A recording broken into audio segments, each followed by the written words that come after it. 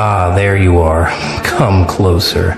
Yeah, you, the one who thought nobody saw, the one who's been moving through this world like a ghost carrying gifts nobody asked for, the one who helped without hashtags, who gave without receipts, who showed up without cameras rolling.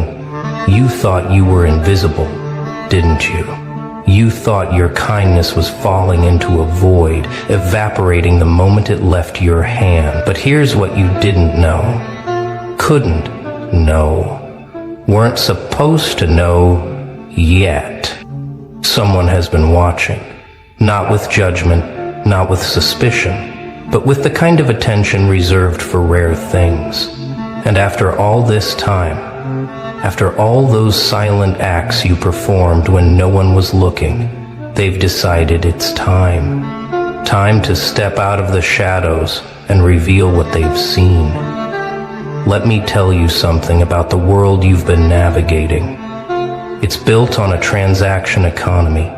People smile when cameras are on. They donate when there's a tax write-off. They volunteer when it looks good on a resume. Kindness has become currency, performance, strategy. But you did something profoundly dangerous in a world like this. You helped without the transaction. You gave without the audience. You showed up without the applause. And in doing so, you became visible to a completely different set of eyes. Not the crowd, not the algorithm, not the validation machine. You became visible to the people who actually matter, the ones with real power, the ones who've been waiting for someone like you to emerge from the noise. They've been cataloging your moves. That time you stayed late to help someone finish their project when you had your own deadlines screaming. That moment you paid for someone's groceries when you barely had enough for your own. That conversation where you talked someone back from the edge at 3 a.m, sacrificing your sleep, your peace, your energy. You thought those moments dissolved into the air. You thought they were just you being you. Nothing special, nothing noteworthy. But someone was taking notes. Someone was building a file, not the kind that exposes you, the kind that elevates you. Because in a world drowning in performative kindness, authentic action stands out like a lighthouse in a storm. And lighthouses, they don't go unnoticed by ships looking for shore. Here's what they saw that you didn't see. They saw consistency. Not the viral moment, not the grand gesture that gets shared 10,000 times, but the daily repetition of decency. They saw you choose kindness when you were tired, when you were broke, when you were heartbroken yourself. They watched you give from an empty cup and somehow not turn bitter. They observed you getting stepped on, taken advantage of, used up by people who saw your kindness as weakness.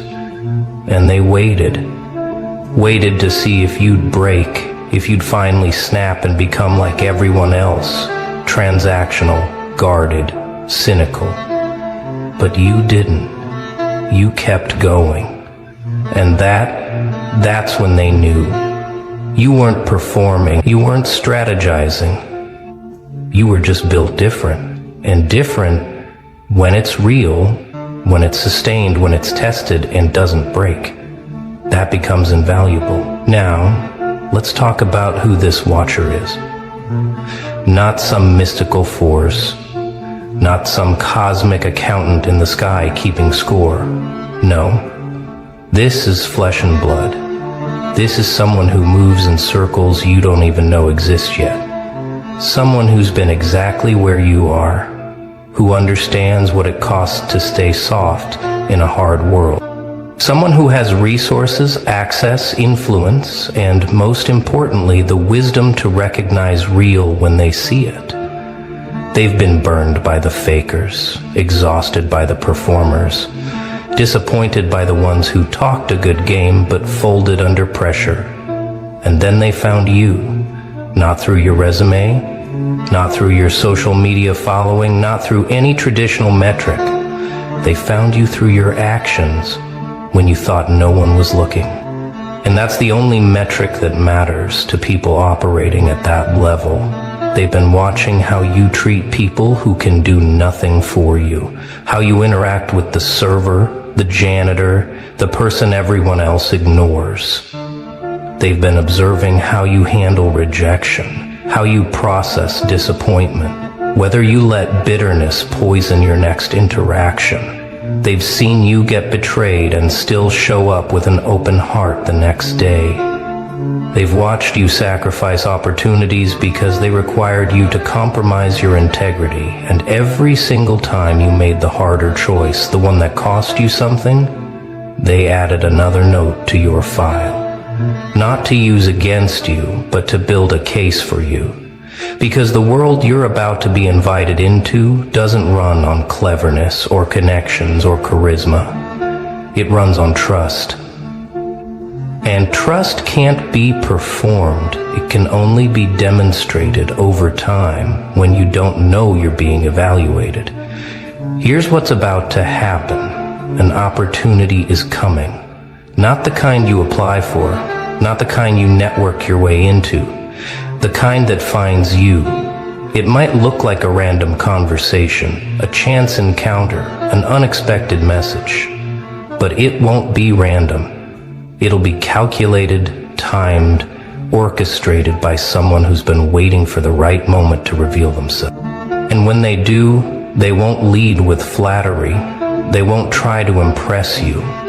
They'll simply say something that lets you know they've been watching. They'll reference something specific, something you did that you barely remember, something you thought disappeared into the void. And in that moment, you'll realize everything mattered. Every act of kindness you thought went unnoticed was building toward this. But here's the test within the test, the part most people fail even when they get this far. When this person reveals themselves and extends the opportunity, you'll have a choice. You can stay humble, stay true to the person who earned this moment, or you can let the recognition change you. You can start performing now that you know someone's watching. You can become strategic, calculated, transactional, and they'll be watching for exactly that. Because the opportunity isn't the end of the evaluation, it's the beginning of a new phase. They need to know if you were kind because that's who you are, or if you were kind because you were hoping for exactly this moment. Most people reveal themselves right here. They get the tap on the shoulder and suddenly their entire energy shifts. They start name-dropping, positioning, angling, and just like that, the opportunity evaporates. Because people with real power don't want performers. They want authenticity that can survive visibility. Let me tell you what they've learned about you through their observation. They've learned that you don't need credit to keep going. That validation isn't your fuel source. That you're not doing this to be seen. You're doing this because you couldn't live with yourself if you didn't. And that makes you dangerous in the best possible way. Dangerous to the cynics who say good people finish last. Dangerous to the opportunists who only invest when there's a clear return. Dangerous to the entire system built on quid pro quo. Because you've proven that there's still such a thing as acting from principle, from character, from something deeper than calculation. And in a world that's forgotten that's possible, you've become a commodity more valuable than gold. They're going to offer you something. Maybe it's a position, a partnership, access to a network, seed funding for that thing you've been building in silence. Maybe it's mentorship from someone whose name would make others jealous. Maybe it's simply the resources you've needed to amplify the work you're already doing. But whatever form it takes, understand this. It's not charity. It's not a reward for being good. It's an investment in what they believe you'll do with real support behind you. They've seen you build with nothing. Now they want to see what you'll build with something. And the return they're expecting isn't financial, it's legacy. They're building a network of people who operate from integrity, and they need you in it. Not because you asked, not because you performed, but because you earned it when you didn't know anyone was watching. Now here's where it gets interesting. Once you enter this circle, you'll discover something that will blow your mind. You're not the only one. There are others like you scattered everywhere, people who've been moving through the world doing the right thing without applause, and they've all been watched by the same network. This is how real power structures work. Not through gatekeepers and politics and who you know, but through character recognition systems that most people don't even know exist. The people who matter, the ones making actual decisions about who gets opportunities, they're not scrolling social media looking for the loudest voice. They're watching the quiet corners, the moments when people think no one's looking, the actions that cost something but get done anyway. And they're building a parallel ecosystem of individuals who've proven themselves worthy of trust. You're about to understand why your life felt so lonely, why your kindness seemed to put distance between you and everyone else, why you couldn't connect with the opportunists, the performers, the people who only showed up when there was something to gain. You weren't broken. You weren't naive. You were being refined. Every person who used you and walked away was teaching you discernment. Every situation where your kindness went unappreciated was strengthening your commitment to being kind for its own sake. Every moment of isolation was protecting you from contamination by people who would have derailed what was being built in you. You were in training. You just didn't know there was an academy. And the curriculum was your actual life. The Watcher has been waiting for you to reach a certain level of development. They needed to see if you'd quit, if you'd become bitter, if you'd start keeping score, if you'd demand recognition before continuing. They needed to know if your kindness had an expiration date, if it was conditional on being appreciated. And you passed. Not because you're perfect, not because you never struggled, but because even in your struggle, even in your doubt, even in your exhaustion, you kept choosing the harder right over the easier wrong. And that consistency under pressure, that's what they've been hunting for. Because the role they're preparing you for, the platform they're about to give you, it's going to bring pressure you can't imagine yet. And they need to know you won't crack. Here's what most people don't understand about opportunities that come from being watched. They're not about what you'll do for the Watcher. They're about what the Watcher will help you do for others. This isn't about servitude, it's about amplification. They've seen your heart, they've verified your character, and now they want to give you reach. Because kindness at scale, when it's backed by resources and guided by wisdom, that changes everything. One person being kind in obscurity makes ripples. That same person with platform, funding, network, and guidance makes waves. And the world needs waves right now. It needs people who won't be corrupted by visibility, who won't change when the cameras turn on, who'll stay true when they finally have the power to do real damage if they chose wrong. You're being trusted with something most people never get offered, because most people can't handle it without becoming exactly what they claimed to hate. They're going to give you a choice, though. Not everyone who gets watched gets tapped. And not everyone who gets tapped says yes, because accepting this opportunity means accepting responsibility. It means your anonymity ends. It means your quiet life gets complicated. It means people will start watching you who aren't friendly, who look for reasons to tear down what you're building. It means becoming a target for those who profit from cynicism and hopelessness. Saying yes means accepting that you can't just be kind anymore. You have to be strategic about your kindness, so it doesn't get weaponized against you. It means learning to operate in spaces where trust is rare and betrayal is common. It means growing up fast and understanding that visibility changes everything. Some people prefer the simplicity of being unseen, and there's no shame in that.